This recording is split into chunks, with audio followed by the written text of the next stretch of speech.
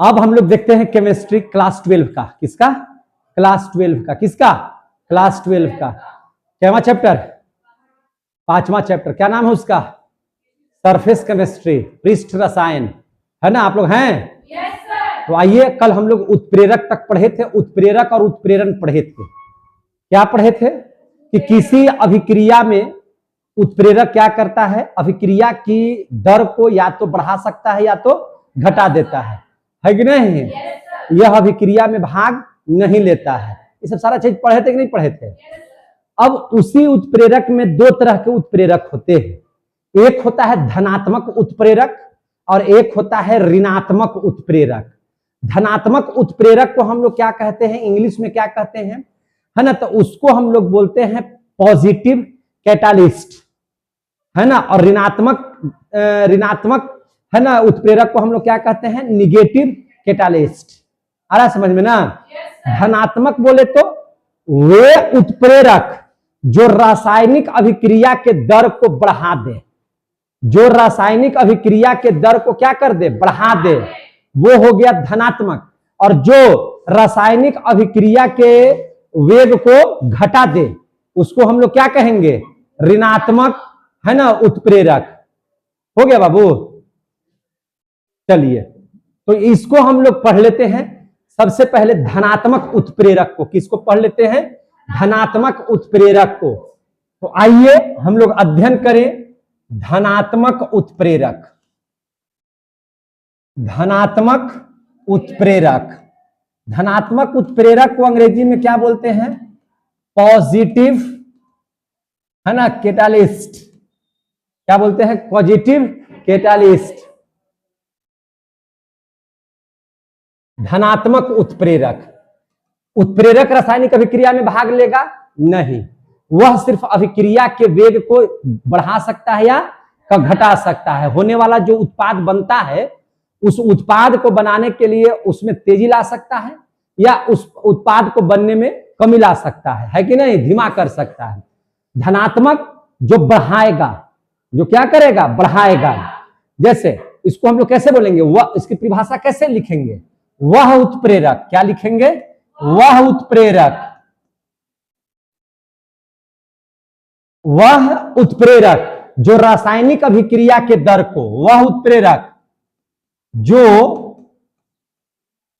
रासायनिक, है ना, वह उत्प्रेरक जो रासायनिक अभिक्रिया के दर को, रासायनिक अभिक्रिया के दर को क्या कर देता है?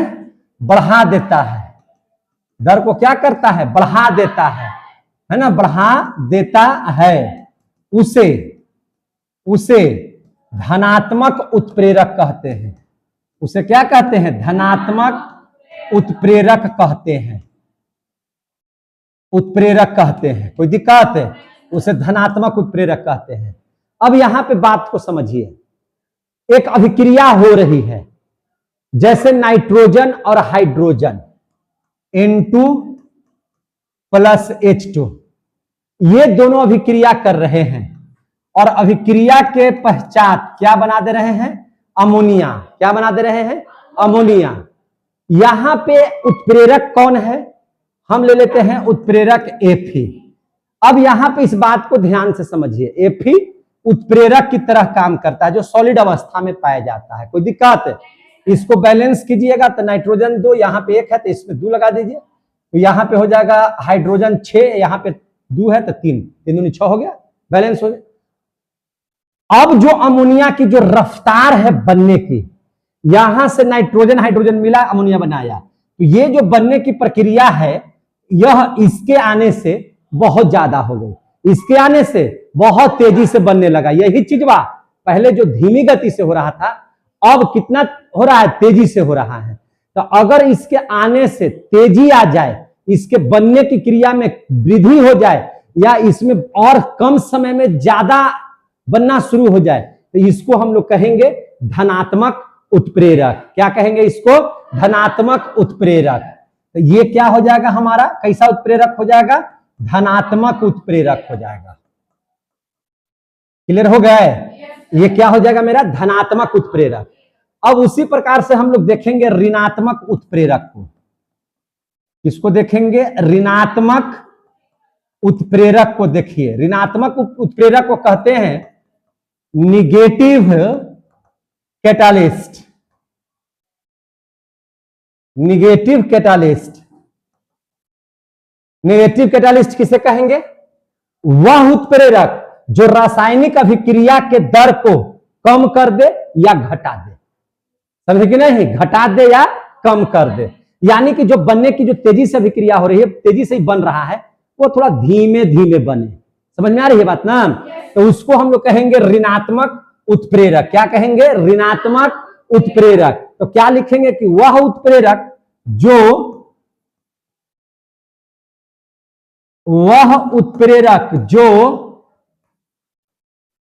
रासायनिक अभिक्रिया के दर को, रासायनिक अभिक्रिया के दर को क्या कर दे? घटा दे। क्या कर दे? घटा देता है। घटा देता है। उसे क्या कहते हैं? ऋणात्मक उत्प्रेरक कहते हैं। उसे क्या कहते हैं? ऋणात्मक उत्प्रेरक कहते हैं। उत्प्रेरक कहते हैं। समझ में आ रही है बात? उसे हम लोग क्या कहते हैं? ऋणात्मक उत्प्रेरक। क्लास 12 के तमाम बच्चे जो भी हमें बढ़िया से लाइक करते हैं, सब्सक्राइब करते हैं, उनके लिए एकदम आसान सा वीडियो आप लोगों के लिए पढ़ाई का जा रहा है। आप लोगों को अच्छा लगता है तो लाइक करते रहिएगा, सब्सक्राइब करते रहिएगा, बगल के दोस्तों को भी बताते रहिएगा। अब आप लोग भी जो सुन रहे हैं बहिरा सांप जैसन बैठ करके, उनको भी हम ही बतिया को बोल रहे हैं, है कि नहीं? सिर्फ हम ही मेहनत करते हैं, आप लोग मेहनत नहीं करते हैं। तो थोड़ा सा बताइए, जब हम बढ़िया पढ़ा रहे हो तो आसपास लोगों को भी बताइए, है ना? चैनल को भी सब्सक्राइब कीजिए और आगे बढ़ाइए। तो वह उत्प्रेरक जो रासायनिक अभिक्रिया के दर को क्या कर देता है? घटा देता है। उसे क्या कहते हैं? ऋणात्मक उत्प्रेरक कहते हैं। क्या कहते हैं? ऋणात्मक उत्प्रेरक। जैसे हम यही चीज को देखते हैं ठीक से, कैसे देखते हैं सो समझिए। जैसे हम ले लेते हैं, है ना, Na2SO3 को। किसको ले लेते हैं? Na2SO3 को। Na2SO3 को इसकी अभिक्रिया ऑक्सीजन से यानी कि वायु से हो रही है। तो इसमें जो एक एथिल अल्कोहल है जिसका नाम है C2H5OH, जो क्या करता है?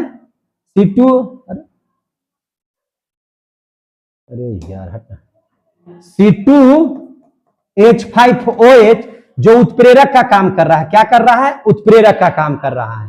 किसका काम कर रहा है? उत्प्रेरक का। ऐसा करने से क्या बन जाता है? सोडियम सल्फेट यानी कि Na2SO4। क्या बन जाता है? Na2SO4। इसके आगे 2 लगा दीजिए, इसके आगे 2 लगा दीजिए, आपका बैलेंस हो जाएगा। ठीक है ना? तो ये जो क्या कर रहा है, तो ये अभिक्रिया जो हो रही है, अगर ये पहुंच जाएगा उत्प्रेरक, तो ये बनने की जो अभिक्रिया होगा वह क्या हो जाएगा? धीमी हो जाएगी। वह क्या हो जाएगी? धीमी। जो तेजी से बन रहा था वह उसकी सांद्रता को कम कर देगा, उसके स्पीड को कम कर देगा, उसके बनने की, है ना, अभिक्रिया के वेग को क्या कर देगा? घटा देगा। अभिक्रिया के वेग को क्या कर देगा? घटा देगा। यानी कि यहां पे जो C2H5 है, यह किस तरह से काम कर रहा है? तो यह ऋणात्मक उत्प्रेरक की तरह काम कर रहा है। कैसे काम कर रहा है? ऋणात्मक उत्प्रेरक की तरह। ऋणात्मक उत्प्रेरक की तरह। अब इतना नहीं लिख करके आप इसको ऐसे भी लिख सकते हैं, निगेटिव कर दीजिएगा तो ऋणात्मक, और पॉजिटिव कीजिएगा तो धनात्मक उत्प्रेरक हो जाएगा। समझ में आ गया कि नहीं? और इस पूरी घटना को हम लोग क्या कहते हैं? उत्प्रेरण। आप कल पढ़ाए थे कि उत्प्रेरण 2 प्रकार का होता है, लास्ट में याद होगा आप लोगों को। कौन कौन पढ़ाए थे? समांगी उत्प्रेरण और विसमांगी उत्प्रेरण। तो जरा सा हम लोग पढ़ लेते हैं समांगी उत्प्रेरण को। किसको पढ़ लेते हैं? समांगी उत्प्रेरण को। तो आइए अब हम लोग देख लेते हैं समांगी उत्प्रेरण। उत्प्रेरक नहीं, उत्प्रेरण। उत्प्रेरण जो उत्प्रेरक हो रहा है, उस पूरी घटना में उत्प्रेरक या तो अभिक्रिया के वेग को कम कर रहा है या बढ़ा रहा है, इसी घटना को उत्प्रेरण कहते हैं। और यह कितने तरह के होते हैं? 2 तरह के। एक को बोले थे हम लोग समांगी, एक को बोले थे हम लोग विसमांगी। उसमें उत्प्रेरण लगा दीजिएगा तो उत्प्रेरण हो जाएगा। तो इसको लिखेंगे हम लोग क्या चीज? समांगी उत्प्रेरण। क्या लिखेंगे? समांगी उत्प्रेरण। समांगी उत्प्रेरण को अंग्रेजी में क्या, उत्प्रेरण को क्या कहते हैं? कैटालिसिस, है कि नहीं? और उत्प्रेरक को क्या कहते हैं? कैटालिस्ट, है कि नहीं? क्या बोलते हैं? कैटालिस्ट। और उसको बोलते हैं कैटालिसिस। है कि नहीं, उत्प्रेरण को।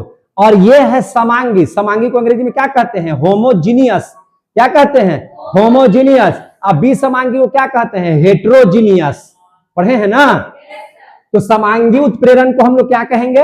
होमोजीनियस कैटालिसिस, है ना?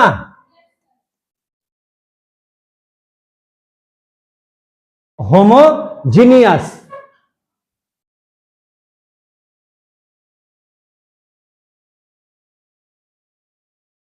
अब इसके बारे में समझेंगे समांगी उत्प्रेरण। समांगी उत्प्रेरण क्या है?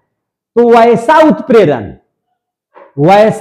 उत्प्रेरण जिसमें अभिकर्मक, है ना, जिसमें अभिकर्मक, अभिकर्मक बोले तो जो अभिकारक में हम लोग लिखते हैं, अभिकारक बोले तो तीर के बाएं साइड, और उत्पाद बोले तो तीर के दाहिने साइड। तो जिसमें अभिकर्मक एवं उत्प्रेरक, उत्प्रेरक जब भी लिखाता है तो तीर के ऊपर, आप देख सकते हैं इसके पिछले वाला में देखिए ना, उत्प्रेरक जब भी लिखा रहा है तो तीर के ऊपर, है कि नहीं? इसका सिर्फ अभिक्रिया के वेग को बढ़ाना या घटाना है। क्या यह अभिक्रिया में भाग लेता है? बिल्कुल नहीं। जो इसकी मात्रा है जस के तस वही बाहर निकल जाता है। अभिक्रिया हो या ना हो उससे कोई मतलब नहीं है। अब जो इसमें देखेंगे कि जिसमें जो अभिकारक है और जो उत्प्रेरक है, दोनों की भौतिक अवस्था, भौतिक अवस्था उस अवस्था को कहते हैं कि मगर ठोस है तो ठोस, द्रव है तो द्रव, गैस है तो गैस, है कि नहीं? तो उनकी जो भौतिक अवस्था अगर समान होती है, किसका किसका? अभिकर्मक का और उत्पाद का, उत्प्रेरक का, उत्प्रेरक का अवस्था, भौतिक अवस्था, और अभिकर्मक का भौतिक अवस्था, दोनों अगर सेम सेम है, समझे कि नहीं? तो इसको हम लोग बोलेंगे समांगी उत्प्रेरण। क्या बोलेंगे उसको? समांगी उत्प्रेरण। क्लियर हो गया? क्या बोलेंगे? वैसा उत्प्रेरण, वैसा उत्प्रेरण, ध्यान समझिएगा, वैसा उत्प्रेरण जिसमें अभिकर्मक, जिसमें अभिकर्मक, जिसमें कौन? अभिकर्मक एवं उत्प्रेरक की भौतिक अवस्था,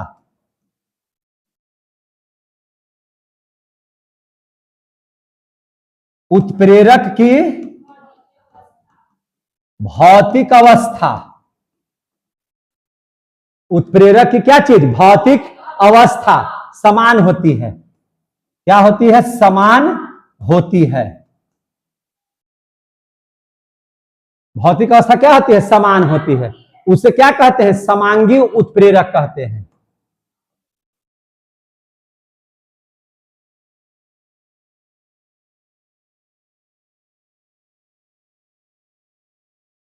उसे क्या कहते हैं? समांगी उत्प्रेरक कहते हैं। उसे क्या कहते हैं? समांगी उत्प्रेरक कहते हैं। कोई दिक्कत है? उसे समांगी उत्प्रेरक कहते हैं। अब यहां पे देख लीजिएगा, क्या देखना है आपको, ध्यान से देखिए। अब हम लोग एक प्रक्रिया अभिक्रिया लेते हैं SO2, है ना, और क्या लेते हैं? ऑक्सीजन में इसकी अभिक्रिया करवाते हैं। यहां उत्प्रेरक जो है हम ले लेते हैं, क्या चीज है? NO, नाइट्रिक ऑक्साइड, ठीक है ना। अब देखिए भौतिक अवस्था देखिए अभिकारक की। तो अभिकारक SO2 क्या है? गैस। ये क्या है? गैस। और ये भी क्या है? गैस। तो अब बताइए, यहां जो अभिकर्मक में आपने जो पदार्थ लिया और जो यहां पे उत्प्रेरक में पदार्थ लिया, दोनों की भौतिक अवस्था क्या है? गैस है। सब क्या है? गैस है। आ रहा है समझ में? दोनों की भौतिक अवस्था क्या है? गैस। और जब अभिक्रिया होगी तो अभिक्रिया के फलस्वरूप क्या बना देगा? SO3। क्या बना देगा? SO3। क्या बना देगा? SO3। क्या बना देगा? SO3। तो अब जब SO3 बना, समझ में आ रही है बात ना? तो यह जो अभिक्रिया होगी, यह अभिक्रिया आपको बताना है कि इसमें जो उत्प्रेरक होगा वह उत्प्रेरक कैसा उत्प्रेरक है? तो समांगी उत्प्रेरण कैसा है? इसमें समांगी उत्प्रेरण हो रहा है। कैसे समांगी उत्प्रेरण हो रहा है? तो यहां अभिकर्मक भी गैस है और यहां पर जो यहां पर हम लोग उत्प्रेरक लिए हैं ये भी क्या है? गैस है। दोनों की भौतिक अवस्था सेम है, और जब भौतिक अवस्था सेम होगा तो वो जो उत्प्रेरण की घटना हो रही है, उत्प्रेरक की घटना हो रही है, जो उसको उत्प्रेरण कहेंगे, तो उसको हम लोग समांगी उत्प्रेरण बोलेंगे। क्या बोलेंगे? समांगी उत्प्रेरण। कोई दिक्कत है? अब हम लोग देख लेंगे विसमांगी उत्प्रेरण। विसमांगी उत्प्रेरण। विसमांगी को हम लोग क्या बोलते हैं? हेट्रोजीनियस। क्या बोलते हैं? हेट्रोजीनियस।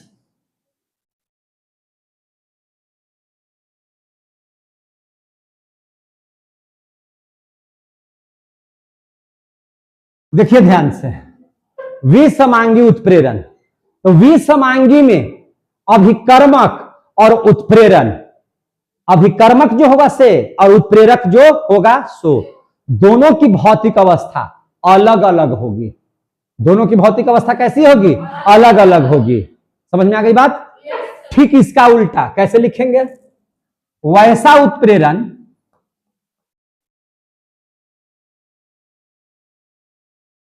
वैसा उत्प्रेरण जिसमें अभिकर्मक एवं उत्प्रेरक की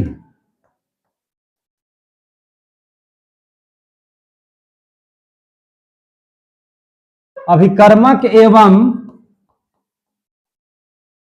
उत्प्रेरक की भौतिक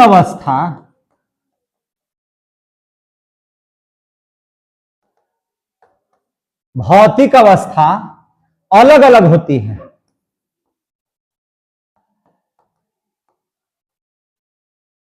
अलग अलग होती है, उसे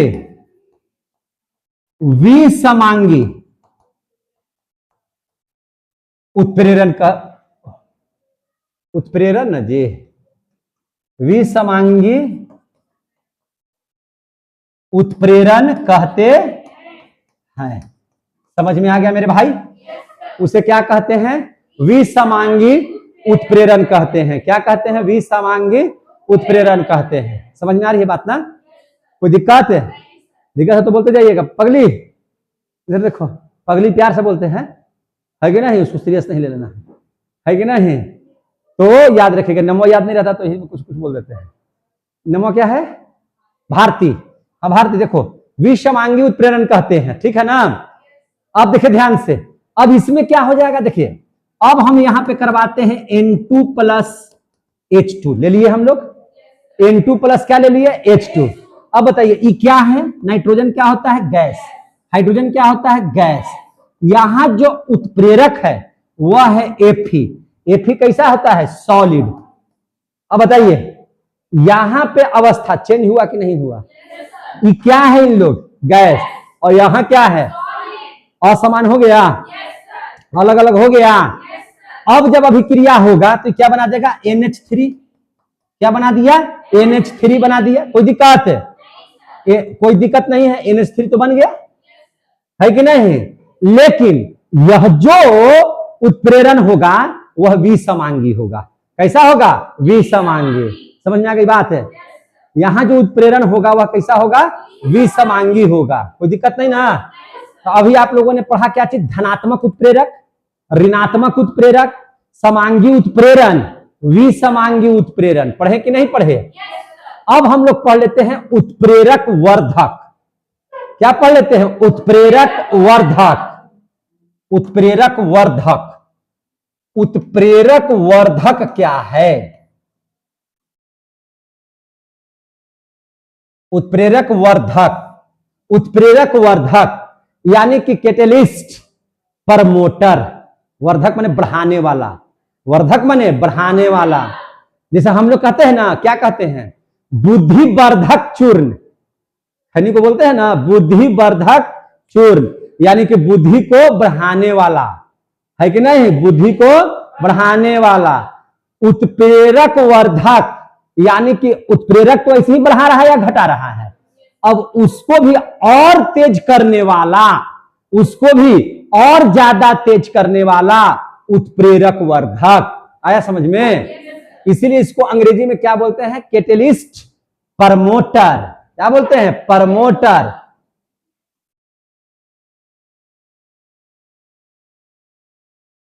है ना? प्रमोटर।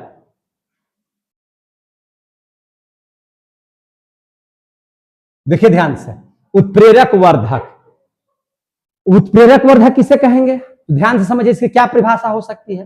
वे रासायनिक पदार्थ, वे रासायनिक पदार्थ जो उत्प्रेरक की क्रियाशीलता, उत्प्रेरक बोले तो जो तीर के ऊपर बैठा हुआ है, न अभिकारक न उत्पाद। समझिए बात को, हम जो बात बोल रहे हैं वे रासायनिक पदार्थ जो उत्प्रेरक की कार्य शक्ति को, उत्प्रेरक की कार्य शक्ति को बढ़ा दे। आ गया समझ में? उत्प्रेरक की कार्य शक्ति को बढ़ा दे, उसको क्या बोलेंगे? उत्प्रेरक वर्धक। आ गया समझ में? तो कैसे लिखेंगे कि वे रासायनिक पदार्थ,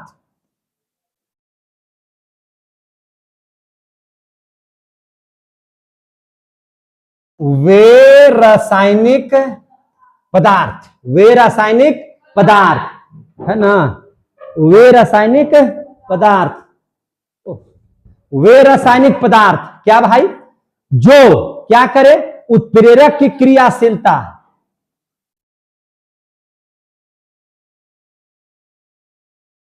उत्प्रेरक की क्रियाशीलता, या इसी को बोल सकते हैं कार्य शक्ति। इसी को क्या बोल सकते हैं? कार्य शक्ति, है ना। उत्प्रेरक का जो कार्य शक्ति है उसको बढ़ा देता है, कार्य शक्ति को बढ़ा देता है, बढ़ा देता है। समझ में आ रहा है बात? जो उत्प्रेरक की क्रियाशीलता यानी कि कार्य शक्ति को बढ़ा देता है उसे उत्प्रेरक वर्धक कहा जाता है, उसे उत्प्रेरक वर्धक कहा जाता है ना, उसे उत्प्रेरक वर्धक कहा जाता है। जैसे देखिए यहां पे N2H2 क्या बना रहा था? NH3। क्या बना रहा था? NH3। अब इसको बैलेंस करेंगे तो नाइट्रोजन 2 तो यहां 2 3 दूनी 6 तो यहां 3 लगा दीजिए, हो गया कि नहीं? ऐसे भी बन रहा था। इस पर आ गया क्या चीज? उत्प्रेरक। उत्प्रेरक कौन आ गया? Fe। क्या आ गया? Fe क्या है? उत्प्रेरक। तो और ज्यादा तेजी से ये क्या होने लगा? बनने लगा, और ज्यादा तेजी से क्या होने लगा? बनने लगा। लेकिन इसमें हम और इसको फट फट निकालने के लिए N2H2 NH3 N2H2 NH3 N2H2 जब फोटोकॉपी और तेजी से होते जाए, इसके लिए हम लोग मॉलिबेडनम भी साथ में रखे हैं। मॉलिबेडनम क्या करता है? इसको Fe को ताकत देता है।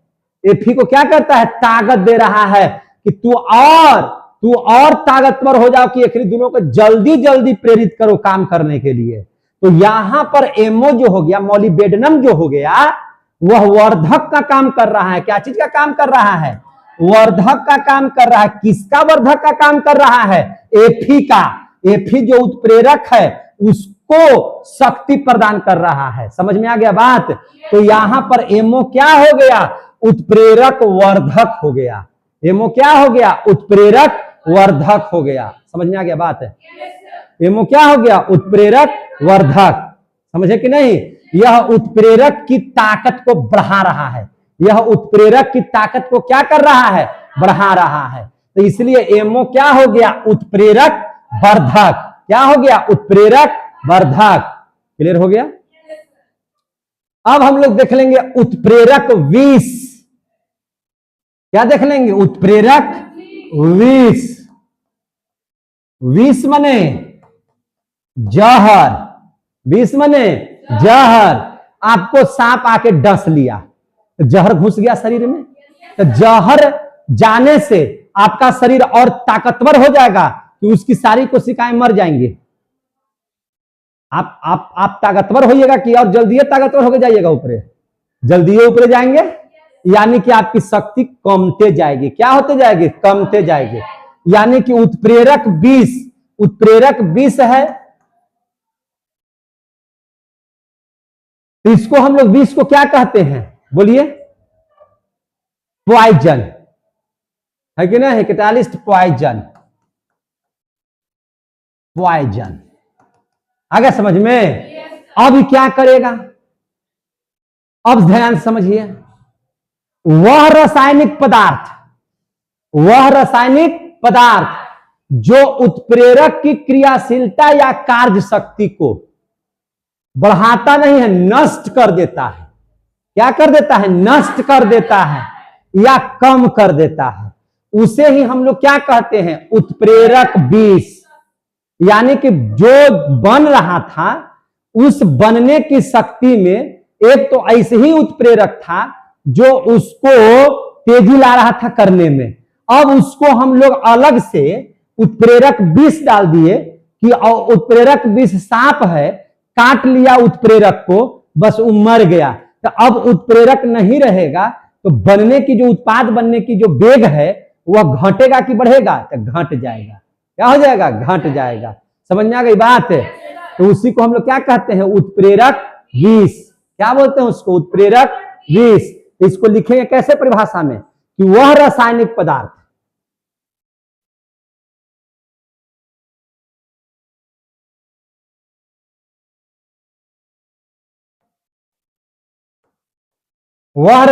पदार्थ जो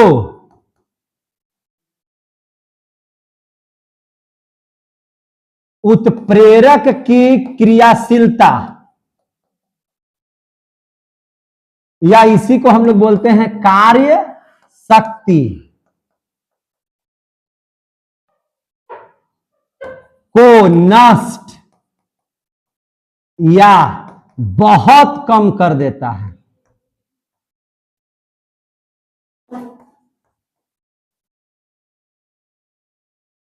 उसे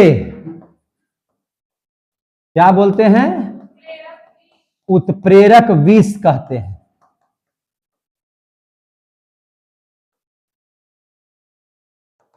उसे क्या कहते हैं? उत्प्रेरक विष कहते हैं। समझे कि नहीं? अब यहां पे देख लीजिएगा, N2H2 यही उदाहरण ले लेते हैं।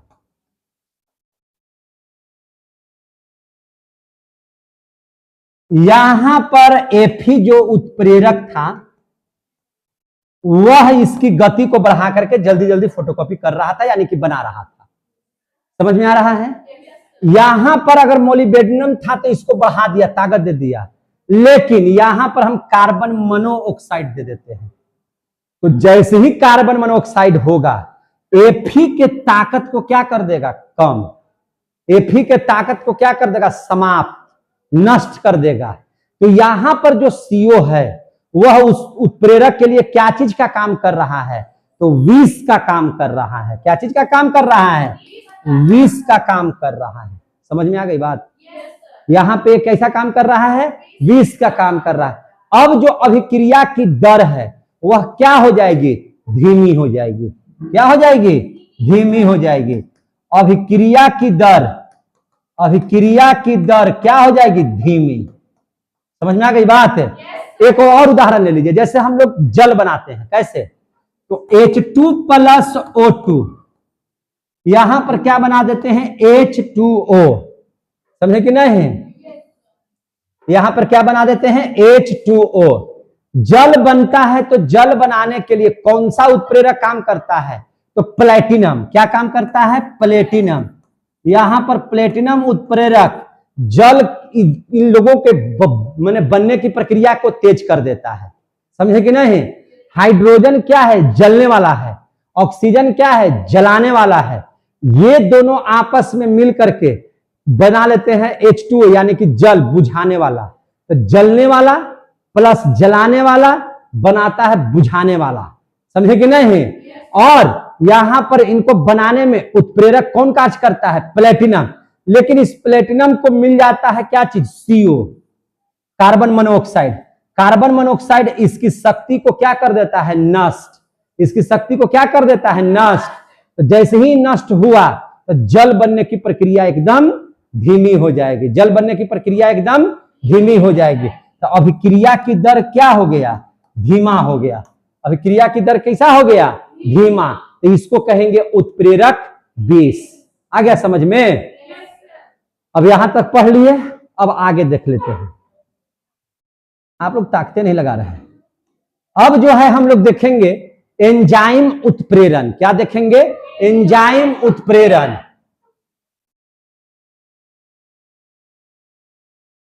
एंजाइम उत्प्रेरण, एंजाइम उत्प्रेरण, है कि नहीं?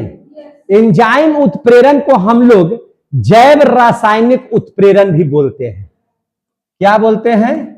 जैव रासायनिक उत्प्रेरण भी बोलते हैं,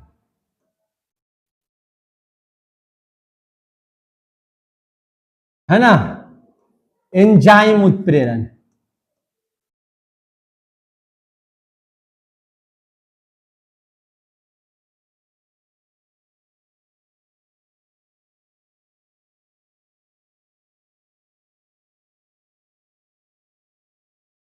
ठीक है, एंजाइम उत्प्रेरण। देखिए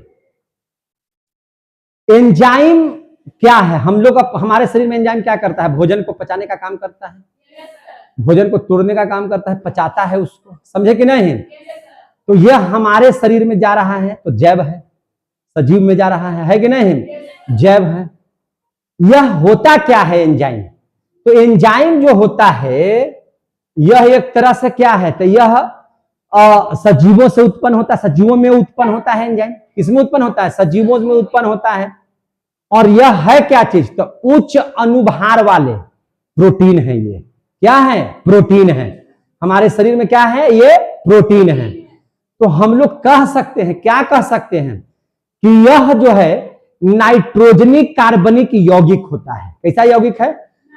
अरे भैया प्रोटीन में नाइट्रोजन मिला हुआ है, कार्बन मिला हुआ है, तो नाइट्रोजन के साथ अगर कार्बन के साथ नाइट्रोजन मिला हुआ है वही प्रोटीन का सूत्र होता है। वही क्या चीज का सूत्र होता है? प्रोटीन का। तो एंजाइम क्या है? प्रोटीन है। मतलब क्या है? यह नाइट्रोजन कार्बनिक यौगिक है। क्या है ये? नाइट्रोजन कार्बनिक यौगिक होता है। और क्या है? तो यह सजीवों से उत्पन्न होता है। किससे उत्पन्न होता है? सजीवों से। और ये है क्या चीज? तो उच्च अनुभार वाले प्रोटीन होता है। क्या होता है? उच्च अनुभार वाले प्रोटीन होता है जो हमारे शरीर में रासायनिक अभिक्रिया की दर को बढ़ा देता है। क्या कर देता है? बढ़ा देता है। हमारे शरीर में जब एंजाइम निकलता है तब भोजन को पचाता है। पचाने का मतलब है कि उसको खा जाता है, नष्ट कर देता है, यानी कि उसको जो है उसमें से मूल चीज को निकाल लेता है। तो यानी कि अभिक्रिया की दर कोई बढ़ाइए ना रहा है हमारे शरीर में। तो इसीलिए इसको हम लोग क्या कहते हैं? जैव रासायनिक उत्प्रेरक कहते हैं। क्या कहते हैं? जैव रासायनिक उत्प्रेरक कहते हैं। तथा यह घटना क्या कहलाएगी?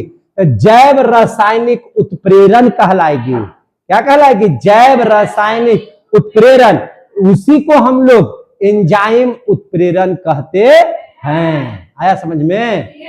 तो जितना बतिया बोले ना उतना को लिख देना है, उतना को क्या करना है? लिख देना है। कैसे लिखेंगे? हम क्या क्या चीज बताएं, बोलो।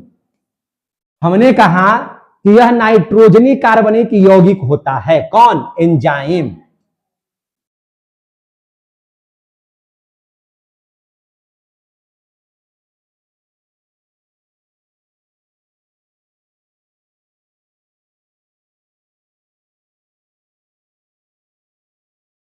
कोई दिक्कत होता है? कोई दिक्कत है?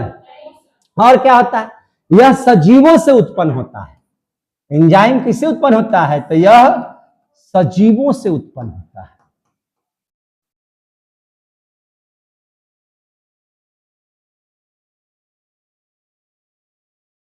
यह सजीवों से उत्पन्न होता है क्या चीज? तो यह उच्च अनुभार वाले प्रोटीन होता है।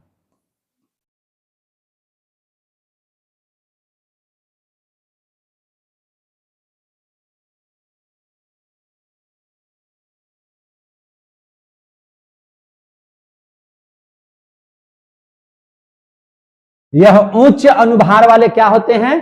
प्रोटीन होता है, होते हैं, जो है ना, जो जैविक रासायनिक अभिक्रिया की दर को बढ़ाता है। जो क्या बोले अभी हम? जैविक रासायनिक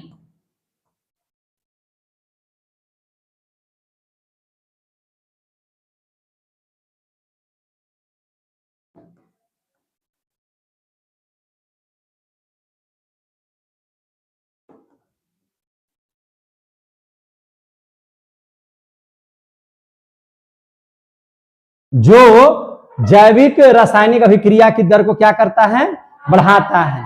इसलिए इसे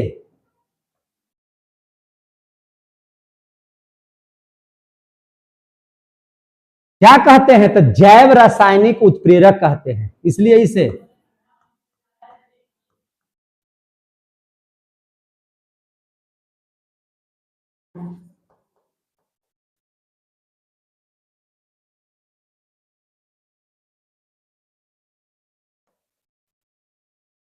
जाओ तो पानी लेके आओ, तो जाओ ना, चलो और ये से ले लो, हम धेरा दे रहे हैं, धरो लोक लो, फेंक देना इसको। जैव रासायनिक उत्प्रेरक कहते हैं। समझ में आ गई बात। तथा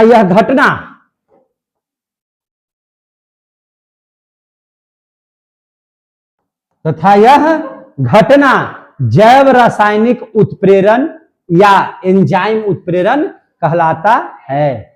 तथा यह घटना क्या कहलाता है, जैव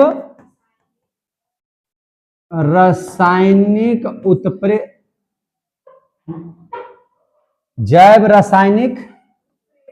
उत्प्रेरण या एंजाइम उत्प्रेरण कहलाता है।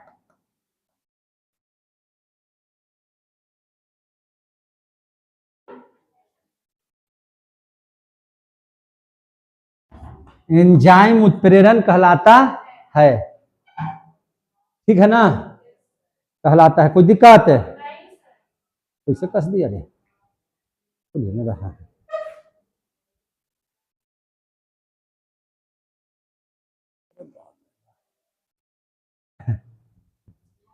कहलाता है, कोई दिक्कत है।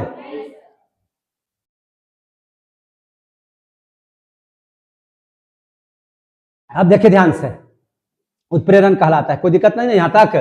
तो आपने क्या सीख लिया, एंजाइम उत्प्रेरण या जैव रासायनिक उत्प्रेरण।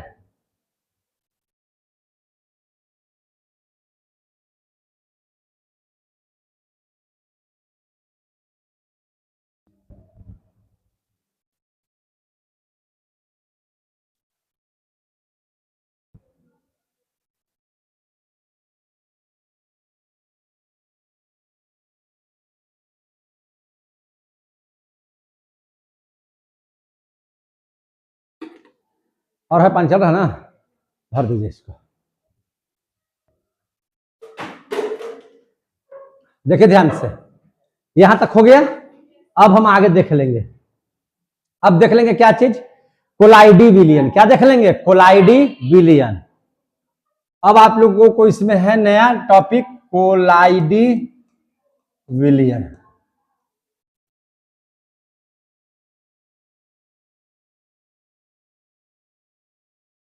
है कि नहीं, क्या है नाम, कोलाइडी विलियन। देखिए ध्यान से, पढ़े होंगे विलियन चैप्टर, पढ़ाए भी होंगे सॉल्यूशन में, है ना, कोलाइडी विलियन के बारे में। कोलाइडी विलियन किसे कहते हैं, जब किसी विलायक में, विलायक समझ रहे हैं जिसकी मात्रा ज्यादा होती है, विलय की मात्रा क्या होती है, कम होती है, पढ़े हैं ना बार बार। तो जब किसी विलायक में किसी विलायक को घोला जाए, विलायक बोले तो पानी, चीनी बोले तो विलय, उसको अगर घोला जाए, यदि उसके कणों का आकार 1 नैनोमीटर से 1000 नैनोमीटर के बीच होगा, तो प्राप्त विलियन को हम लोग कोलाइडी विलियन कहते हैं। याद आया, अरे याद आया, नहीं याद आया था अभी याद कर लो। कहिए कि पढ़ा तो देते हैं लेकिन हम लोग कहाँ रिवीजन करते हैं, है कि नहीं। तो इस बात को ध्यान में रख लीजिएगा। तो आसानी से इसकी परिभाषा बोल देंगे। कैसे बोलेंगे परिभाषा, कि जब किसी विलायक में विलय को घोला जाता है तो उसके धीरे धीरे कण क्या हो जाएगा, घुलने लगेगा। विलय का कण क्या होने लगेगा, घुलने लगेगा।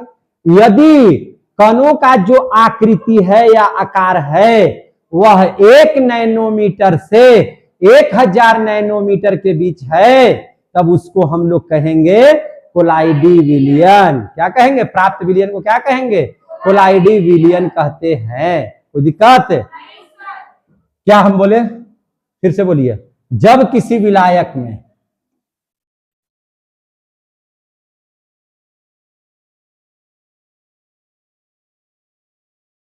जब किसी विलायक में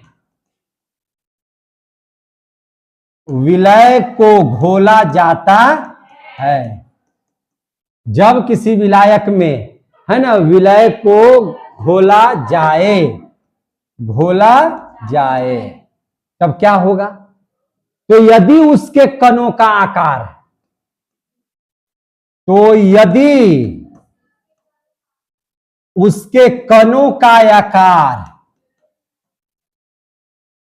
कणों का आकार 1 नैनोमीटर से 1000 नैनोमीटर, समझ में आ रही है बात ना, के बीच हो जाए, के बीच हो जाए, बीच हो जाए, तो प्राप्त विलयन को, तो प्राप्त विलयन को कोलाइडी विलयन कहते हैं, कोलाइडी कहते हैं। कोलाइडी विलयन कहते हैं या कहा जाता है, जो लिखना होगा सो आप लोग लिख लीजिएगा, समझे कि नहीं? तो अब देख लीजिए, विलयन जब होगा तो निश्चित है कि जिसकी मात्रा ज्यादा होती है उसको विलायक कहते हैं, जिसकी मात्रा कम होती है उसको क्या कहते हैं? विलय कहते हैं। उसी में जब हम लोग पढ़ा रहे थे तो याद होगा कि जिसकी मात्रा ज्यादा होती है उसको कहते हैं परिक्षेपण माध्यम, और जिसकी मात्रा कम होती है उसको बोलते हैं हम लोग परिक्षिप्त माध्यम, समझे कि नहीं? तो परिक्षिप्त और परिक्षेपण, और हम लोग लिखते हैं कोलाइडी के प्रकार, और उसका एग्जाम्पल दिए थे कि नहीं दिए थे? नहीं याद है तो याद दिलवा देते हैं। देखिए कैसे से याद है, क्या याद है? देखिए, परिक्षिप्त माध्यम, परिक्षिप्त माध्यम, एक बताए थे परिक्षेपण माध्यम, क्या बताए थे? परिक्षेपण माध्यम, यानी कि ई वाला कम और ई वाला ज्यादा। तो किस प्रकार का कोलाइड बनेगा, यानी कि कोलाइड का प्रकार क्या होगा? कोलाइड का प्रकार क्या होगा, और एग्जाम्पल बताइए। एग्जाम्पल मीन्स उदाहरण, इसका उदाहरण बताइए, समझे कि नहीं? याद आ रहा है कुछ कुछ बतिया? हाँ, विलियनवा में पढ़ाए होंगे तो याद आ रहा होगा, नहीं पढ़ाए होंगे तो फिर से देख लीजिए, समझे कि नहीं? अब देख लीजिए यहां से, अब हम लोग यहां पर लेते हैं परिक्षेपण माध्यम में ठोस, इसकी मात्रा कम की ज्यादा तो ज्यादा, इसकी मात्रा कम की ज्यादा ज्यादा, और यहां भी लेते हैं ठोस, इसकी मात्रा क्या हो जाएगी? कम हो जाएगी कि नहीं हो जाएगी? तो ठोस में ठोस का विलयन, याद है? ठोस में ठोस का विलयन कैसा प्रकार का कोलाइड बनाएगा? तो ठोस सॉल बनाएगा, क्या बना देगा? ठोस सॉल बना देगा, समझे कि नहीं?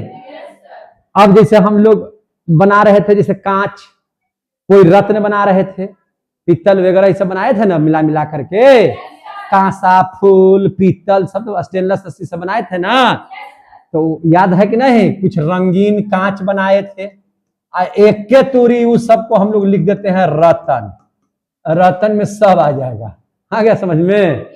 तो ये वाला नहीं पढ़ाए थे, याद है? फिर हम लोग ठोस, फिर हम लोग क्या लिखे थे? ठोस, और यहां पर परिक्षेपण माध्यम क्या लिए थे? द्रव, द्रव, द्रव की मात्रा क्या चीज हो जाएगी? ज्यादा, द्रव की मात्रा ज्यादा, द्रव की मात्रा ज्यादा। तो याद है कि जब ठोस में द्रव मिलेगा तो उसको क्या बोलेंगे? सॉल, क्या बोलेंगे? सॉल। और इसमें हम लोग क्या लिखते थे? जैसे आपका पेंट वगैरह जो करते हैं, पेंटवा ये सब जो बनाते हैं, तो क्या है ये सब? तो ये सब यही है, उसको हम लोग बोलते हैं प्रलेप, प्रलेप, प्रलेपे को कहते हैं क्या चीज? पेंट, याद है क्या बोलते हैं इसको? पेंट या कोशिका तरल भी बोलते हैं। क्या बोलते हैं? कोशिका तरल भी इसका उदाहरण हो सकता है। कोशिका तरल आ गया क्या जी? कोशिका तरल थोड़ी बंद कर दो। कोशिका तरल ठंडा गया होगा। कोशिका तरल है ना। अब याद होगा कि यहां लिए थे ठोस और यहां लिए थे गैस, तो इससे जो बनेगा उसको बोलेंगे एरोसॉल। क्या बोलेंगे? एरोसॉल। कोलाइड का प्रकार क्या हो जाएगा? एरोसॉल। और इसमें क्या आ जाएगा? तो आपको बताया था ना कि धुआं, धूल, क्या जी? धुआं, धूल। धूल क्या है? धूल जो है कण है, यानी कि ठोस है। कहां उड़ता है? आसमान में, गैस में। गैस उसके साथ मिला हुआ है कि नहीं? अब चालू कीजिए, अब चालू कीजिए। अब देख लीजिए, अब यहां रखेंगे द्रव।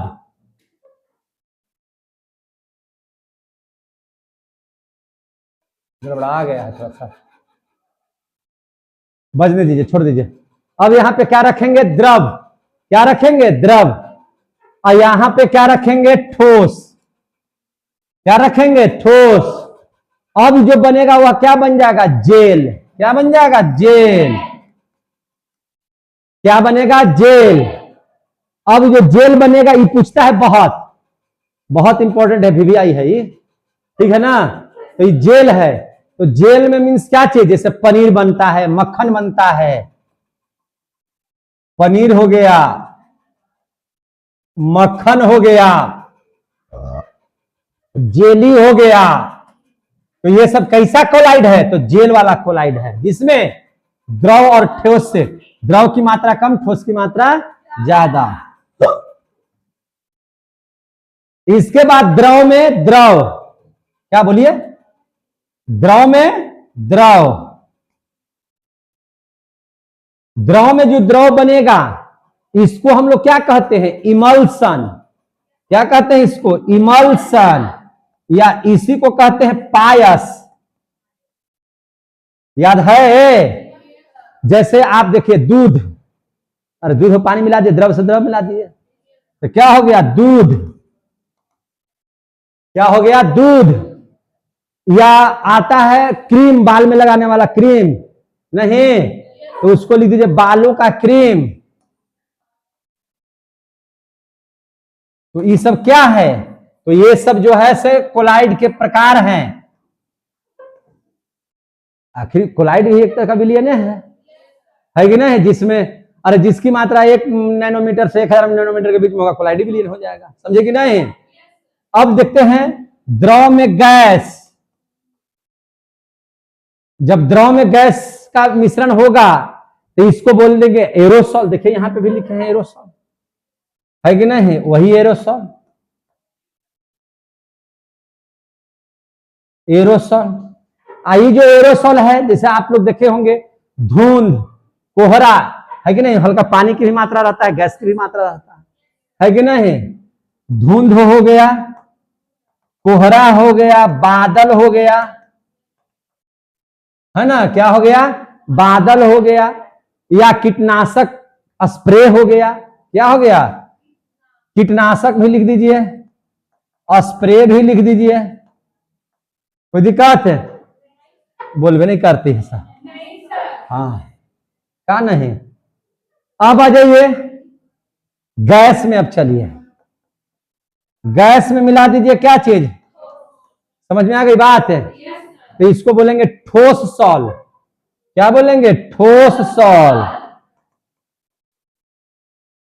इसका उदाहरण में क्या हो सकता है? तो इसका हो सकता है प्यूमिस पत्थर। क्या हो सकता है? प्यूमिस पत्थर।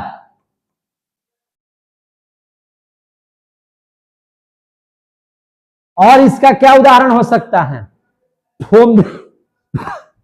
फोम देखें, फोम। तो फोमवा में गैस रहता है भरल और ठोस रहता है। है कि नहीं?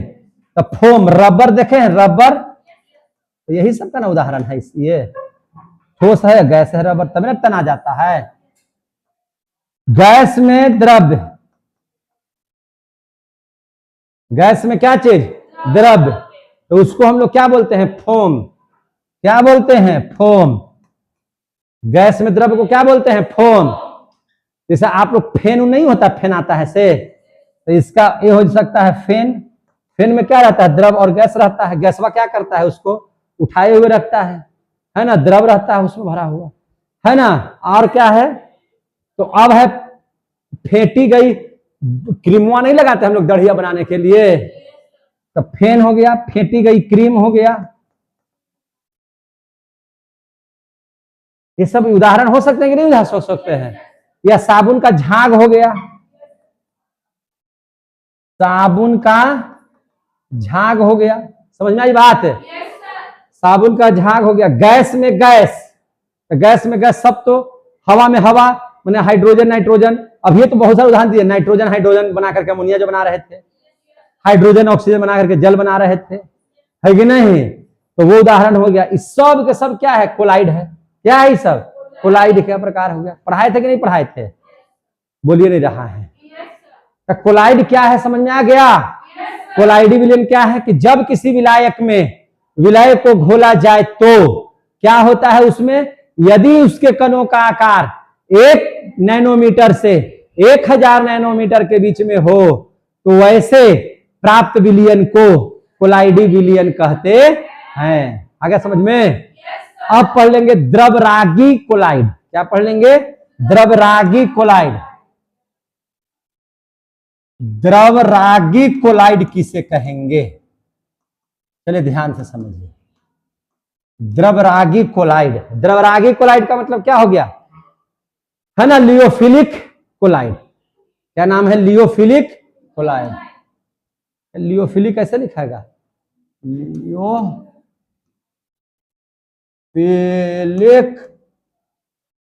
कोलाइड। कोलाइड का स्पेलिंग COLLOID, है ना? लियोफिलिक कोलाइड। चलिए ये रहेगा से अंग्रेजी में देखिए, है ना?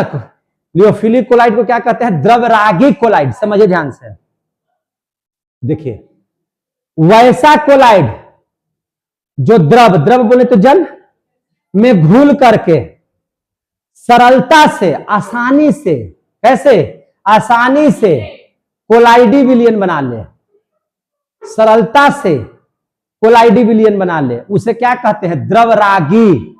द्रवरागी का मतलब जो आसानी से द्रव में घुल जाए, समझे कि नहीं? उसको क्या बोलते हैं? द्रव रागी। क्या बोलते हैं? द्रव रागी। और जो न घुले उसको कहते हैं द्रव विरागी। क्या कहते हैं? विरागी। विरागी माने न घुलना, और रागी माने आसानी से घुल जाना। समझ में आ गई बात? तो वही बात है। द्रवरागी कोलाइड किसे कहते हैं? अगर आपसे कोई पूछ दिया तो कैसे जवाब दीजिएगा? तो द्रवरागी कोलाइड कैसे कहते हैं? वैसा कोलाइड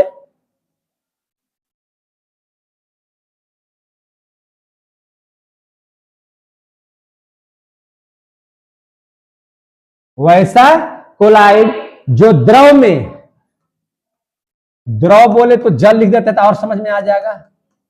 जल में आसानी से या सरलता से, है ना? द्रव में घुलकर, द्रव में क्या चीज? घुलकर, है कि नहीं? सरलता से, सरलता से क्या कर दे? कोलाइडी विलयन बना देता है। सरलता से कोलाइडी विलयन बना देता है।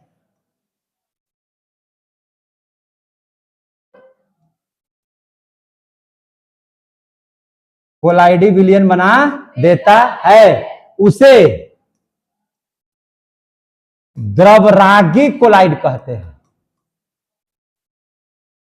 द्रव्यरागी कोलाइड कहते हैं। द्रव्यरागी कोलाइड कहते हैं। जैसे एग्जांपल देखिए, गोंद। क्या है? गोंद। क्या है? गोंद। स्टार्च, जिलेटिन, ये सब आसानी से घुल करके कोलाइड बना लेते हैं। ठीक है ना? तो ये सब इसका उदाहरण हो सकता है। ये सब क्या है? द्रव रागी है, द्रव में आसानी से घुलने वाले हैं। समझ में आ गई बात ना? अब देख लेंगे हम लोग द्रव विरागी कोलाइड। क्या देख लेंगे? द्रव विरागी कोलाइड। अच्छा, जो पढ़ा रहे समझ में आ रहा है सबको? चलिए, द्रव विरागी कोलाइड।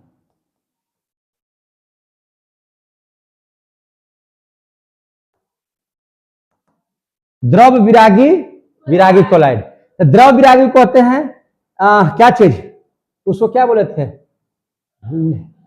लियोफिलिक कोलाइड। क्या बोले थे इसको? लियोफिलिक कोलाइड। इसको क्या बोलेंगे? लियोफिबिक। क्या बोलेंगे इसको? लियोफिबिक कोलाइड नहीं, लियोफिबिक कोलाइड। अंग्रेजी में भी आ गया तो अपना समझ लीजिएगा, है कि नहीं? दोनों चीज को सम्मिलित करके पढ़ा दे रहे हैं। वैसा कोलाइड जो द्रव के संपर्क में आते हैं, द्रव के संपर्क में आते हैं, माने आते हैं, लेकिन आसानी से कोलाइडी विलयन नहीं बनाते हैं। आसानी से कोलाइडी विलयन नहीं बनाते हैं। जिसके कोलाइडी विलयन बनाने के लिए किसी विशेष विधि का प्रयोग किया जाता है। जिसे कोलाइडी विलयन बनाने के लिए क्या किया जाता है? किसी विशेष विधि का प्रयोग किया जाता है। तो ऐसे कोलाइडी को द्रव विरागी कोलाइड कहते हैं। आगे समझ में? कैसे लिखेंगे इसको? ऐसे लिखेंगे। कैसे? वैसा, है ना, वैसा कोलाइड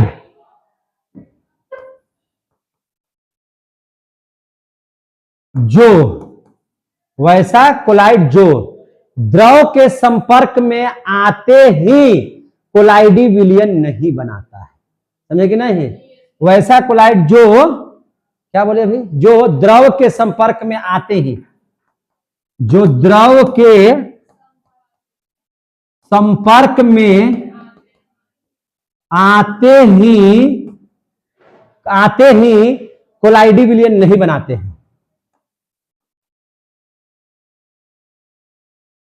कोलाइडी विलयन नहीं बनाता है। कोलाइडी विलयन नहीं बनाता है, नहीं बनाता है ना? जिससे, है ना, बनाता है, जिससे कोलाइडी विलयन बनाने के लिए, जिससे कोलाइडी विलयन बनाने के लिए, है ना, क्या करने के लिए? बनाने के लिए किसी विशेष, समझ में आ रही बात है ना? क्या बोल रहे हैं? किसी विशेष विधि का प्रयोग किया जाता है। किसी विशेष विधि का प्रयोग किया जाता है ना? जिस किसी विशेष विधि का प्रयोग किया जाता है, उसे द्रव विरागी कोलाइड कहते हैं। द्रव विरागी कोलाइड कहते हैं। आया समझ में? द्रव विरागी कोलाइड कहते हैं। जैसे देखिए, अगर आप एग्जाम्पल में ले लीजिए, अगर सोना का, एयू का अगर कोलाइडी विलयन बनाना चाहिएगा तो बहुत बार पड़ेगा। डायरेक्ट जल में घुलेगा, बनेगा नहीं। इसके लिए विशेष विधि का इस्तेमाल करना पड़ेगा। समझे कि नहीं? जैसे AS2O3, अगर इन लोगों का आप कोलाइडी विलयन बनाइएगा तो आपको थोड़ा सा विशेष विधि का प्रयोग करना पड़ेगा। या मान के चलिए कि FeOH का होल 3 बनाइएगा, इसका कोलाइडी विलयन बनाइएगा, तो इसमें आपको किसी विशेष प्रकार की विधि का इस्तेमाल करना पड़ेगा। ये सब आसानी से जल में घुलनशील नहीं है। आप देख भी सकते हैं, इसकी प्रकृति से भी देख सकते हैं। समझ में आ गया बात? तो ये हो गया आपका क्या चीज? द्रव विरागी कोलाइड। आगे, अब आगे जो देखेंगे वो है बहुआण्विक कोलाइड। क्या है? बहुआण्विक कोलाइड। चलिए देखते हैं बहुआण्विक कोलाइड। बहुआण्विक कोलाइड, बहुआण्विक को क्या बोलेंगे? मल्टी मॉलिक्यूलर कोलाइड, है ना, क्या बोलेंगे, मल्टी मॉलिक्यूलर कोलाइड, है ना, मॉलिक्यूलर, क्या बोलेंगे, मॉलिक्यूलर, मॉलिक्यूलर कोलाइड, है कि नहीं, बहुआण्विक कोलाइड इसको हिंदी में बोलते हैं, क्या बोलते हैं, बहुआण्विक कोलाइड बोलते हैं इसको, है ना यार, कोई दिक्कत है, चलिए, बहुआण्विक कोलाइड। अब देखिए ध्यान से, देखिए हम एक पात्र ले लेते हैं, ठीक है, ले लिए, तो जब किसी द्रव में, इसमें द्रव भर ले, बोल दे ना, द्रव भर लिए, तो जब किसी द्रव में घुले पदार्थ के अणु, घुला हुआ पदार्थ का अणु हो या परमाणु हो, आपस में जुड़ करके, ध्यान से, आपस में जुड़ करके, आपस में जुड़ करके, ऐसे ऐसे ऐसे ऐसे ऐसे ऐसे जुड़ा, ऐसे ऐसे जुड़ करके गुच्छा बना ले, गुच्छा समझते हैं ना, गुच्छा कैसा गुच्छा रहता है, तो इस तरह से गुच्छा बना ले, क्या क्या बना, जैसे मान लो कि जुड़ करके आपस में क्या बना लिया, गुच्छा, क्या बना लिया, गुच्छा, गुच्छा को ही क्या कहते हैं, पुंज, गुच्छा को क्या कहते हैं, पुंज, पुंज बोले तो वो गोला बना ले, आपस में जुड़ करके अनुमा क्या बना ले, गोला बना देता है, और जिसका आकार 1 नैनोमीटर से 1000 नैनोमीटर के बीच में होता है, तो उसको बहुआण्विक कोलाइड कहते हैं, क्लियर हो गया, उसे बहुआण्विक कोलाइड कहते हैं, समझ में आ गई बात है, चलिए कितना बचा समझ में आ गया सबको, चलिए ध्यान से समझिए, क्लियर हो गया, क्या बोले कि जब किसी द्रव में घुले पदार्थ के अणु या परमाणु, जब किसी द्रव में घुले, जब किसी द्रव में घुले पदार्थ के अणु या परमाणु, अणु या परमाणु, अणु या परमाणु आपस में जुड़ करके, आपस में जुड़कर क्या बना ले, गुच्छा, गुच्छा को ही क्या कहते हैं, पुंज, और प्रकाश पुंज में क्या है, किरणों का गुच्छा, उसी को ना किरण पुंज कहते हैं, पुंज, या इसी को बोलिए क्या चीज, गोला, ले हम आओ एगो दे दिए वर्ड, क्या दे दिए, गोला, है ना, आपस में जुड़ करके को गोला, समझेंगे नहीं, गोला बना देता है, क्या करता है, बना देता है, समझ में आ गई बात, गोला बना देता है, जिसका आकार कितना होना चाहिए, कोलाइड जब भी लिखाएगा तो 1 नैनोमीटर से 1000 नैनोमीटर के बीच में ही होगा, समझे कि नहीं, बना देता है, जिसका आकार, जिसका आकार 1 नैनोमीटर से 1000 नैनोमीटर के बीच हो, के बीच हो, गोलवा के जो कोनमा का जो गोला है वो इतना से ज्यादा नहीं होना चाहिए, बीच हो, उसे बहुआण्विक कोलाइड कहते हैं, उसे बहुआण्विक कोलाइड कहते हैं, कोई दिक्कत, बहुआण्विक कोलाइड कहते हैं, समझ में आ गई बात है, जैसे सोने का सॉल्व, एग्जाम्पल के तौर पर क्या ले सकते हैं,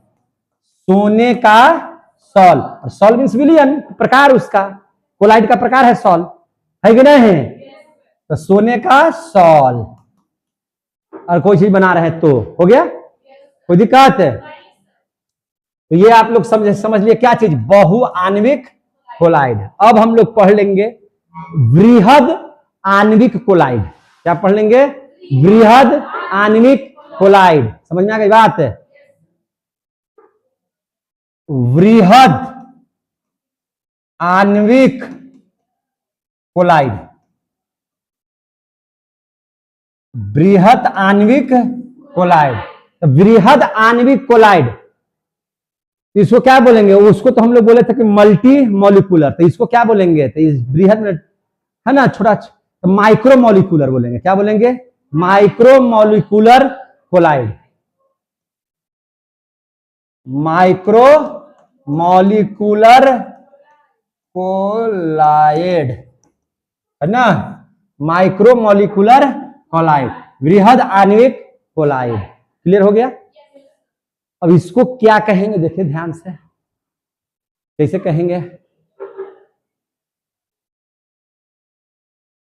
देखिए ध्यान से, वैसा पदार्थ, वैसा पदार्थ जिसका आकार बृहद हो, बृहद माने बड़ा हो, जिसका आकार क्या हो? बृहद हो, परंतु जब उसको आप द्रव में डाल दीजिए, जैसे को मिश्री ले लीजिए, मिश्री का आकार द्रव में डालिएगा, तो द्रव में डाला जाए तो क्या हो जाएगा? कुछ देरी के बाद वह घुलने लगेगा। अब घुलते घुलते उसका आकार क्या हो जाएगा? छोटा। अब कितना रहना चाहिए छोटा? तो 1 नैनोमीटर से 1000 नैनोमीटर के अगर बीच हो जाए कण का आकार, तो वैसे कोलाइडी विलयन जो होगा उसको हम लोग कहेंगे बृहद आणविक कोलाइड। समझ में आ गया बात? कोई दिक्कत है? तो कैसे लिखेंगे? वैसा पदार्थ जिसका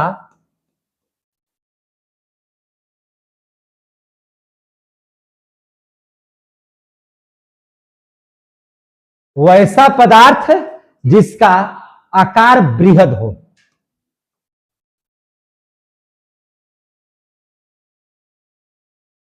जिसका आकार क्या हो? बृहद हो, परंतु जब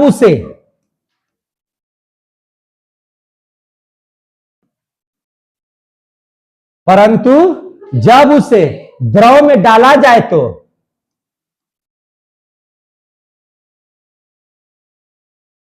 द्रव में डाला जाए तो क्या हो जाए? बताइए। द्रव में डाला जाए तो उसका कण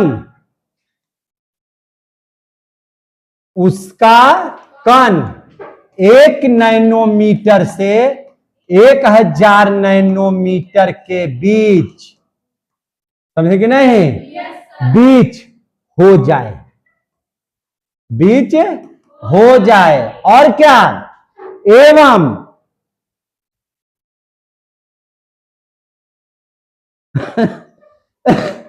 हो जाए, एवं कोलाइडी विलयन बनता है, एवं कोलाइडी विलयन बनता है, कोलाइड विलयन बनता है, विलयन बनता है। मैंने विलयन ज्यादा नहीं घुलना चाहिए, इससे ज्यादा, इससे कम हो जाएगा फिर तो कोलाइडी विलयन फिर नहीं हो जाएगा, है ना, उसका फिर चेंज कर जाएगा, विलयन का प्रकार बदल जाएगा, है कि नहीं? विलयन बना दे, है ना, एवं कोलाइडी विलयन बना दे कर दीजिए, एवं कोलाइडी विलयन बना दे। मैंने कहने का मतलब है कि कण का आकार इतना कर दे और उसको क्या कहेंगे? वह कोलाइडी विलयन बना दे, तो उससे हम लोग क्या कहेंगे? बृहद आणविक कोलाइड कहेंगे। तो उसे बृहद आणविक कोलाइड कहते हैं। कोई दिक्कत है? बृहद आणविक कोलाइड कहते हैं। जैसे देखिए प्रोटीन, आपके शरीर में क्या है? प्रोटीन। तो प्रोटीन क्या है? बृहद आणविक कोलाइड है। क्या है? बृहद आणविक कोलाइड है। एंजाइम, एंजाइम क्या है? बृहद आणविक कोलाइड है। और आप देख सकते हैं क्या चीज? सेल्यूलोज क्या है? बृहद आणविक कोलाइड है। ईटीसी कर देते हैं, आप लोग समझ लीजिएगा इतना हिस्सा, समझे कि नहीं? इस सब का जो कोलाइडी विलयन है, इस सब का जो कोलाइडी विलयन है क्या कहलाएगा? बृहद आणविक कोलाइड कहलाएगा। कोई दिक्कत है? यहां तक समझ लिए? अब हम लोग आगे देख लेते हैं। अब है सहचारी कोलाइड। क्या है? सहचारी कोलाइड, या इसी में पढ़ेंगे मिसेल। उसी को क्या कहते हैं? मिसेल। मिसेल समझ में आ रहा है? साबुन, हाँ ना समझ में आ रहा है? साबुन उबुन में मिसेल पढ़े हैं? अरे साबुन और अपमार्जक पढ़े हैं केमिस्ट्री में 10 क्लास में, तो उसमें मिसल वगैरह नहीं पढ़े हैं, भुला गए। हाँ हाँ हाँ हाँ नहीं पढ़े हैं। क्या उस समय हम ना पढ़ा रहे थे? उस समय हम नहीं पढ़ाए थे केमिस्ट्री? हाँ काहे नहीं पढ़े थे? ये मना किया था? ये पढ़ाते थे कौन सर? तूने पढ़ाए थे?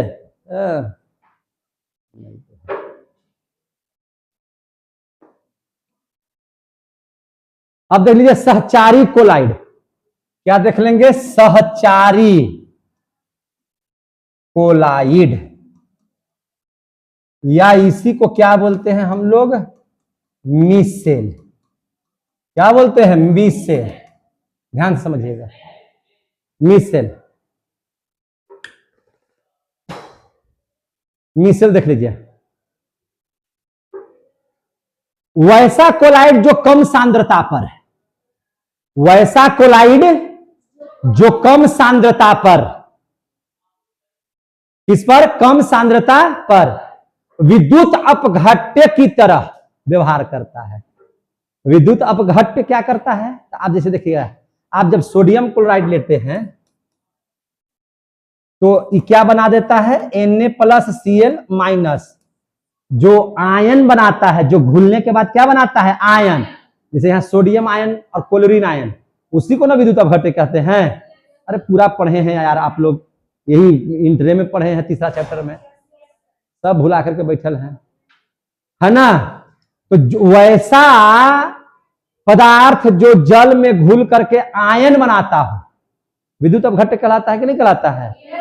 तो विद्युत अपघट्य की तरह जो व्यवहार कर रहा हो, समझे कि नहीं? जो कोलाइड, वैसा कोलाइडी विलयन जो कम सांद्रता पर विद्युत अपघट्य की तरह व्यवहार करता है, परंतु सांद्रता बढ़ने पर इसका कण आपस में जुड़ करके गोला का निर्माण करता है, यानी कि पुंज का निर्माण कर देता है, और उसका आकार 1 नैनोमीटर से 1000 नैनो के मीटर में कणवा के आकार अगर आता है, तो वैसे को हम लोग कहते हैं सहचारी कोलाइड, और उसी गोलवा को, उसी पुंजवा को मिसेल कहते हैं। क्या कहते हैं? मिसेल। आया समझ में? क्या बोले हम? बताइए पूरा बढ़िया से। वैसा कोलाइड जो कम सांद्रता पर है, वैसा कोलाइड जो कम सांद्रता पर वैद्युत अपघट्य की तरह व्यवहार करता है, वैद्युत अपघट्य की तरह व्यवहार करता है, परंतु सांद्रता बढ़ाने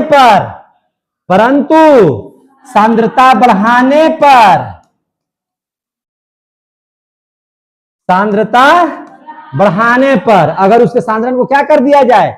बढ़ाने पर इसका कण आपस में जुड़ करके, इसका कण आपस में जुड़कर क्या चीज बना दे? गोला बना दे, पुंज का निर्माण कर देता है। पुंज बोलिए या गोला का निर्माण कर देता है, निर्माण कर देता है। मजा आ रहा है सबको? निर्माण कर देता है, जिसका आकार 1 नैनोमीटर से 1000 नैनोमीटर के बीच, समझ में आ रहा बात? 1000 नैनोमीटर के बीच हो, समझे कि नहीं? बीच हो, उसे सहचारी कोलाइड कहते हैं। सहचारी कोलाइड कहते हैं। समझ में आई बात? अब देख लीजिए, तथा, ध्यान समझिए, तथा जो कण है, कण का जो पुंज है, कणों का पुंज, जिसको आपने क्या कहा, गोला। तो कणों का जो पुंज है उसी को हम लोग क्या कहते हैं, मिसेल कहते हैं। क्या कहते हैं, मिसेल कहते हैं। आ रहा समझ में, उसको क्या कहते हैं, मिसेल कहते हैं। कोई दिक्कत है, देखने में बड़ा है लेकिन कितना आसान है। कैसे, देखिए, वैसा कोई जो कम सांद्रता पर अगर मान लेके चलिए कि विद्युत अपघटन कर रहा है, व्यवहार कर रहा है, तो ठीक है, कोई बात नहीं। जब इसकी सांद्रता बढ़ा रहे हैं, तो जैसे ही इसकी सांद्रता बढ़ेगा तो इसका कण जो है आपस में क्या हो जाएगा, जुटना शुरू कर दिया। जुटना क्या हो गया, शुरू कर दिया।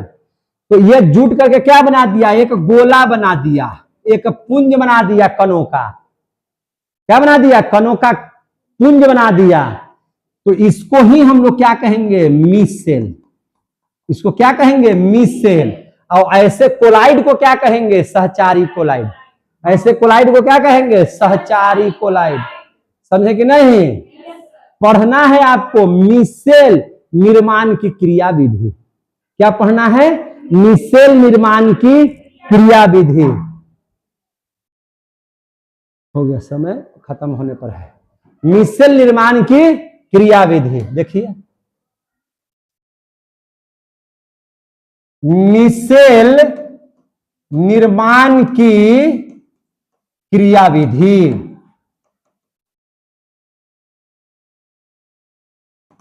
मिसेल निर्माण की क्रिया विधि। मिसेल क्या समझ में आ गया, सांद्रता क्या हो जाना चाहिए, बढ़ना चाहिए। सांद्रता बढ़ा करके, जैसी सांद्रता बढ़िएगा, विलयन का सांद्रता बढ़ेगा तो कणवा आपस में क्या होने लगेगा, जुड़ने लगेगा। और जुड़ करके क्या बना देगा, एक पुंज बना देगा, यानी कि गोला बना देगा। और उसकी आकृति 1 नैनोमीटर से 1000 नैनोमीटर के बीच में होना चाहिए। उसी गोलवा को क्या कहते हैं, मिसेल। मिसेल कहते हैं, क्या कहते हैं, मिसेल। आप साबुन समझते हैं, साबुन देखें, लगाते हैं रोज। साबुन आपके मैल को कैसे खींच लेता है, पूरी बात पढ़ाएंगे इसमें पढ़ना है, समझे कि नहीं। तो साबुन जो कहते हैं, साबुन है क्या थी, साबुन सोडियम एस्टीरेट है। क्या है, सोडियम एस्टीरेट। सोडियम है ना, क्या बोलते हैं इसको, सोडियम एस्टीरेट। इसी को क्या बोला जाता है, साबुन। क्या बोला जाता है, साबुन। जिसका सूत्र क्या होता है, C17H35 COOH। इसी को कहते हैं हम लोग क्या चीज, RCOOH। आगे समझ में, क्या कहते हैं, RCOOH नहीं, COONA। साबुन में सोडियम, H हम लिख दिए, ओहो हमारा दिया याद है, Na। ठीक है ना, इसी को कहते हैं RCOONA। क्लियर हो गया, समझ में आ गया बात। यही साबुन का सूत्र होता है, पता है, नहीं पता है, तो यही साबुन का सूत्र है। ठीक है, साबुन को क्या होता है, साबुन को आप जैसे ही जल में डालते हैं तो घुलने लगता है, लेकिन उसका कुछ भाग घुलना नहीं चाहता है। कुछ भाग घुलना नहीं चाहता। जो नहीं घुलना चाहेगा वह द्रव विरागी होगा, और जो घुल जाएगा वह जल रागी होगा। वह क्या होगा, जल रागी। जब जल में घोलते हैं इसको, जब साबुन को क्या करते हैं, जल में घोलते हैं, तो जब जल में घोलते हैं, बैटरियों कम है, खत्म हो जाएगा। जब जल में घोलते हैं, खत्म हो जाएगा, तो कल बढ़िया से पढ़ा देंगे। ठीक है ना, अगर चल रहा है, जितना देर चल रहा है चला रहे हैं। जब जल में क्या करते हैं, घोलते हैं। जब जल में क्या करते हैं, घोलते हैं, तो जल में जब घोलेंगे तो यह कितना भाग में टूट जाएगा, 2 भाग में। कौन, ये वाला चीज हुआ, ये वाला चीज हुआ। कितना भाग में हो जाएगा, 2 भाग में टूटेगा। 2 भाग में टूटता है सबुनिया। 2 भाग में टूटता है, यानी कि अलग अलग ऐसे 2 टुकड़ा हो जाता है, वैसा नहीं। माने साबुन का जो ये है चीज, R अलगे हो जाएगा, RCOO अलगे हो जाएगा, और Na क्या हो जाएगा, अलगे, है ना। यानी कि विद्युत अपघट्य की तरह, यानी कि आयन का निर्माण हो जाएगा। कैसे आयन बनेगा, तो 2 भाग में कैसे टूटेगा, तो RCOO अलग हो जाएगा, और Na क्या है, अलग हो जाएगा। Na क्या हो जाएगा, अलग हो जाएगा। क्लियर हो गया। अब इसमें भी 2 चीज है। अब यहां इसको देखे ध्यान से, यहां है क्या चीज, R बोले तो C17H35, समझे कि नहीं। और COO अलग है, समझे कि नहीं। तो ये क्या है, देखिए ध्यान से, ये जो R है यह द्रव विरागी है। द्रव विरागी बोले तो यह जल में घुलना नहीं चाहता है, यह जल में घुलना नहीं चाहता है, यानी कि जल से भागता है। तो इसको हम लोग पूंछ से दर्शाते हैं। किसी का पूंछ देखे कैसे रहता है, से ऐसे ऐसे रहता है, समझे, ऐसे ऐसे से हम लोग इसको दर्शाते हैं। इसको क्या बोलते हैं, पूंछ। इसको क्या बोलते हैं, पूंछ। ये आर क्या है, पानी में घुलना नहीं चाहता है, ये चाहता है कि हम पानी से दूर भागें। कौन, ये जो आर है सो। लेकिन ई क्या कहता है, घुलना चाहता है। ये क्या कहता है, ये घुलना चाहता है। COO जो है यह घुलना चाहता है, यानी कि ध्रुवीय है। ये ध्रुवीय बोले तो जल रागी है। ये क्या है, जल रागी है। तो जल रागी को हम लोग आगे रखते हैं क्योंकि पनिया की ओर आकर्षित होता है। आपका पनिया में आकर्षित होकर के क्या होता है, चिपक जाता है, ये दूर भागता है तो मैलिया लेकर के पार हो जाता है। तो समझेंगे, पूरा पढ़ाएंगे। बैटरी कम है इसलिए आज इतना ही खाली समझा रहे हैं मिसेल के बारे में। किसके बारे में, मिसेल के बारे में। देखिए तो सीधे ध्रुवीय जल रागी क्या है, जल रागी यानी कि जल से इसको प्रेम है, ये जल के साथ संपर्क कर करके उसके साथ मिलेगा, लेकिन ये क्या होगा, भागेगा। ये जल के साथ क्या करेगा, मिलेगा। तो इसको कैसे दर्शाते हैं, तो गोला देकर के बीच में ऐसे कर दीजिए, और इसको बोलते हैं शीर्ष। शीर्ष माने आगे मुड़ी, सर, अब पूछ माने पीछे, समझे कि नहीं। तो यानी कि इसका बनता है कैसे, इसका अगर हम लोग अथी देखिएगा, फिगर देखिएगा साबुन का, तो साबुन को ऐसे दर्शाया जाता है। समझ में आई बात है, साबुन को कैसे दर्शाया जाता है, ऐसे प्रदर्शित करते हैं, प्रदर्शित करते हैं, समझे कि नहीं। अब होता क्या है, सोच समझ लीजिए। कम सांद्रता है, सांद्रता कैसा है, कम, सांद्रता कैसा है, कम। तो जब कम सांद्रता है तो देखिए ध्यान से, कम सांद्रता है, यहां पे पानी भरा हुआ है, तो जो खत्म हो जाएगा चलिए जितना देर चलेगा चलेगा। जो जलरागी होगा वह जल की ओर भागेगा, और जो बैरागी होगा वह जल से दूर भागेगा। क्या भागेगा, दूर। तो इसका जो पोछिया है ये अलगे रहेगा इतना तक, आई जो पनिया में ये वाला क्या रहेगा, मिल जाएगा। क्लियर हो गया। ये पोछिया इसका क्या रहेगा, अलगे, ई वाला शीर्षवा भगवा आगे। समझ में आ रही है बात, आगे देख रहे हैं साबुनिया में कैसे होता है, से समझ में आ रहा है बात। ये साबुन घुल रहा है, ये वाला चीजवा क्या हो रहा है, भाग रहा है। ये वाला चीजवा पोछिया क्या हो रहा है, भाग रहा है। लेकिन जैसे ही ये हो गया कम सांद्रता पर, ये क्या हो गया, कम सांद्रता पर, लेकिन सांद्रता को हम क्या करते हैं, बढ़ाते हैं। सांद्रता को क्या कर रहे हैं, बढ़ा रहे हैं, सांद्रता को बढ़ा रहे हैं। यहां टब में पानी भरल है, देख रहे हैं, पानी भर गया टब में। अब जो यहां पर है ये तो दूर भागना चाहेगा, पोछिया COO R जो है से दूर भागना चाहेगा, लेकिन COO क्या रहेगा, घुल जाना चाहेगा पानी में। पानी में क्या कहेगा, घुल जाना चाहेगा। सांद्रता जैसे ही अधिक कीजिएगा तो पनिया में क्या रिएक्शन होगा, सोच लीजिए। जब पनिया में साबुन डालिएगा तो, समझे कि नहीं। तो जो जल रागी है वह इसका सतह कहां जाएगा, बाहर की ओर रहेगा। इसका सतह कहां रहेगा, बाहर की ओर। समझ में आ गया बात। इसका जो पोछिया है वह चला जाएगा किधर, केंद्र की ओर।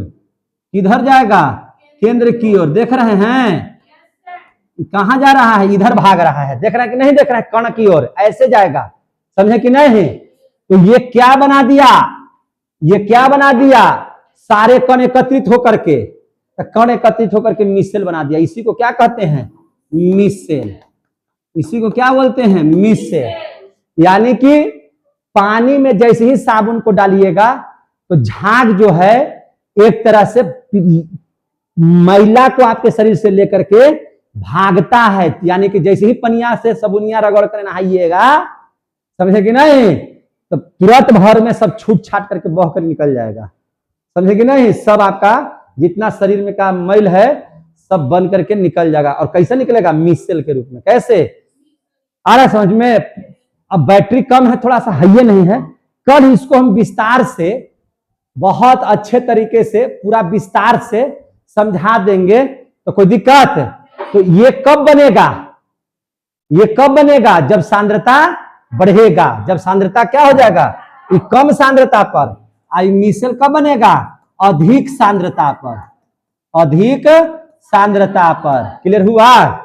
अब इस चीज को पढ़िए इधर। वैसा कोलाइड जो कम सांद्रता पर वैद्युत अपघट्ट की तरह व्यवहार कर रहा है, वैद्युत अपघट्ट की तरह व्यवहार हुआ कि नहीं हुआ? देखिए आयन बनाया कि नहीं बनाया? अब देखिए करता है, परंतु सांद्रता बढ़ाने पर इसका कण आपस में जुड़ करके गोला बना दिया। तो जिसका आकार इतना ही रहना चाहिए, समझे कि नहीं? तो उसको कहेंगे, ऐसे कोलाइड को क्या कहेंगे? सहचारी कोलाइड। लेकिन यहां पर जो जल में उच्च सांद्रता पर जो कण निकला वह आपस में जुड़ गया, तो इस चीज को हम लोग क्या कहते हैं? मिसेल। इसको क्या कहते हैं? मिसेल कहते हैं। क्लियर हो गया कि नहीं हो गया? बैटरी अब समाप्त हो गया है। अब हम लोग आज इतना ही रहने देते हैं, है ना? अब हम लोग मिलेंगे कल। तब तक के लिए जय हिंद, जय भारत। मजा आया? बहुत अच्छा। ये चल रहा था पृष्ठ रसायन। मैं बिट्टू सर आप सभी लोगों को दिल से हार्दिक अभिनंदन करता हूं।